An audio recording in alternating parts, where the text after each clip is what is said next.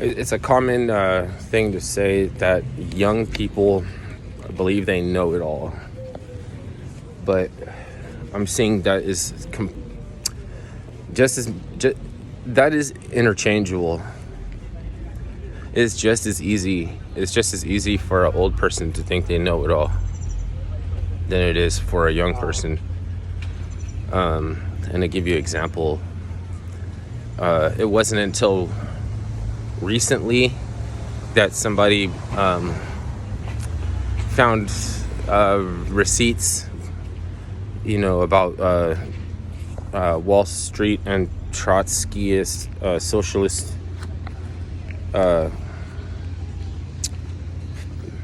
funding the Bolshevik Revolution. It wasn't known to the degree in which the responsibility for funding Bolshevism came from Wall Street and from Trotskyists until recently. Okay, so to give somebody a reference is the intangibility of something you can keep, and it's adequate to be right until you know why you are. Then you need to fill in the gaps. It's not acceptable to be right and not know how right you are. So you might be right, and I can agree with you, but I could see something that you need to exegete. This is a new word for me. Exegesis. So there's something you can exegete. Basically, I agree with the statement, but the whole frequency could be off. Okay, because there is a such thing as frequency.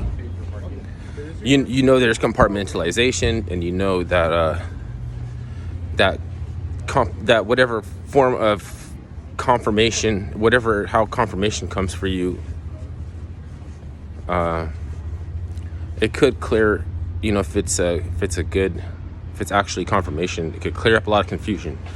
But if it's not confirmation, you can just take it anyway. And most likely you will if you don't have any other outlets. So you're not wrong even if your facts are not right, because coming from where your views are positioned mentally, there could be something right about your frequency given what you know or what you don't know. Someone could like somebody for what they don't know, and people with my same politics, you can maybe not like them. There's a lot of people that think they have my same politics, but then when I try to give them a reference to something to make more fullness of knowing what they're talking about, they're going to lecture you about that they survive, they've been out here surviving, and all that's irrelevant. You're gonna act like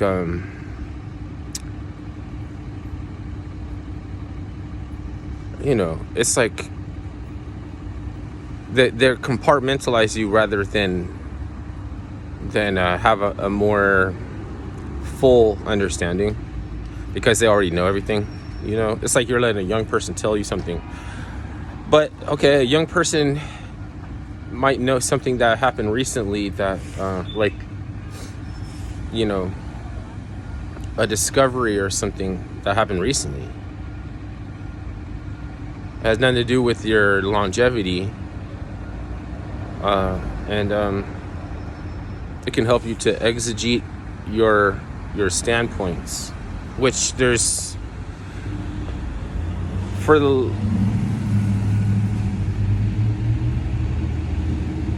they don't want to. It's like they don't want to. They want to be so that's the danger about survival, because it could be anyone's opinion as to what's the best way to do that. Why are you telling me the best way to survive? You're sitting up on top of this concept like this. You're setting up shop on top of this whole concept, like it's a ecology or something, and you get something from being status quo. You get something from not making waves. Maybe it's people like you. Maybe it's credibility. Not really credibility, but maybe that's people like you. It's like, I don't know how to afford you to know what really matters to me. I could tell you credibility is the thing that matters, and it's not. It could be that I want you to just like me. So confirmation bias can cloud your sense of what survival means, and whether or not there's any characteristic of survival that is also despicable, just despicable. Because it's kind of hard to think like that, you know, like you're telling us to give up and just die. It's not, nobody's ever saying that. Nobody's ever saying that you're not supposed to survive. It's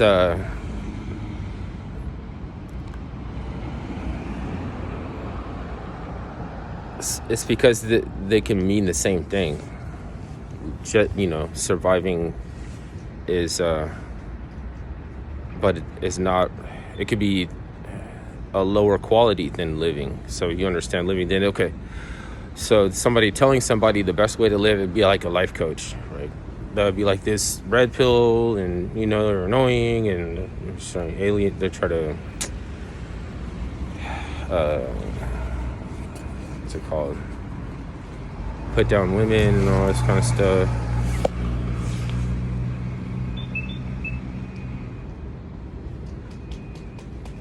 But if your confirmation system is inadequate, you're going to be emotionally a toy.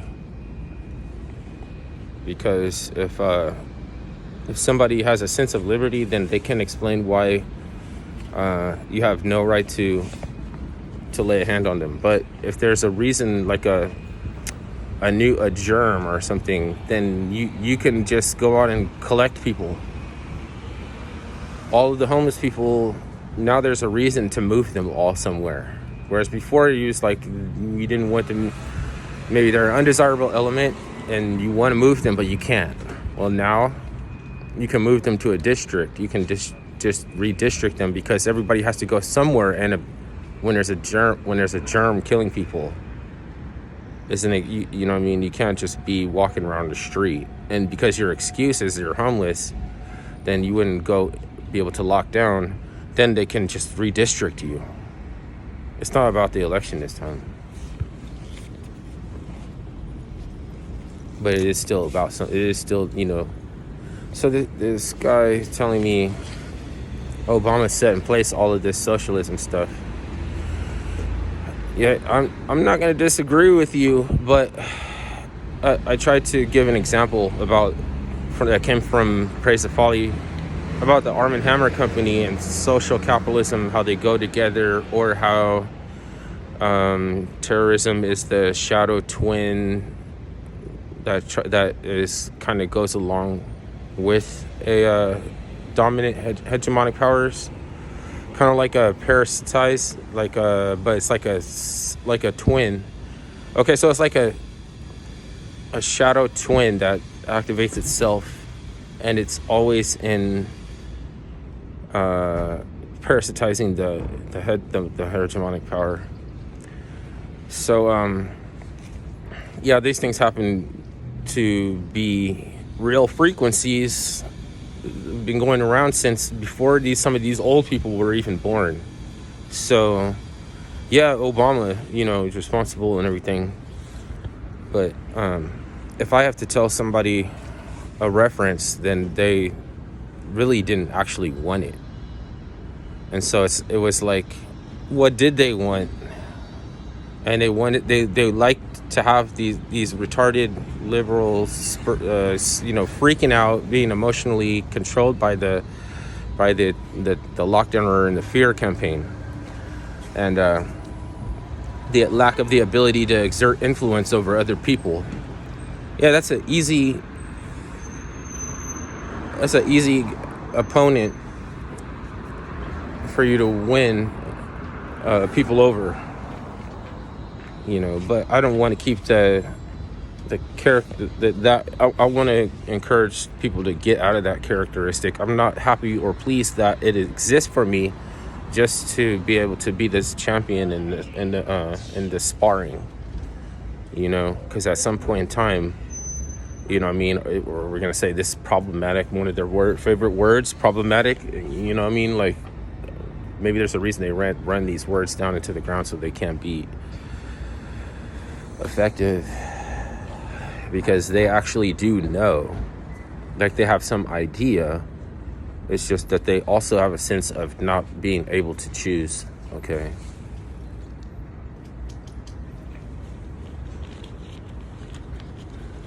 It's not completely their fault. They're ignorant, but maybe they're putting too much negative connotation on just ignorance alone. What about the operatives that are knowledge, that know better, and they push the same baloney narratives?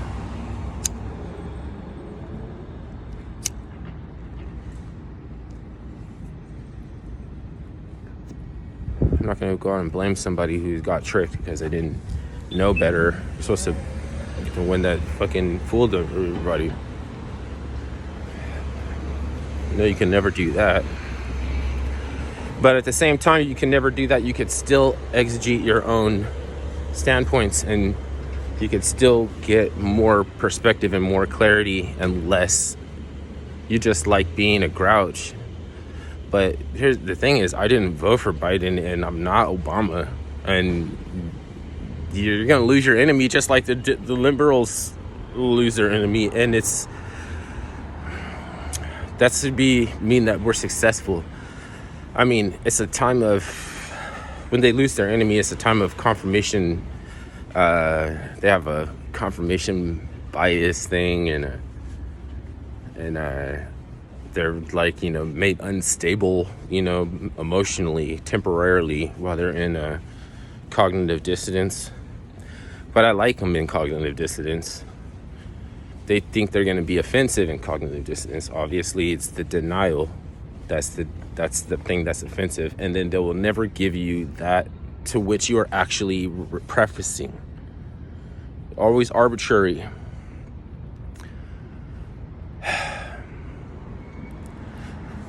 Always arbitrary.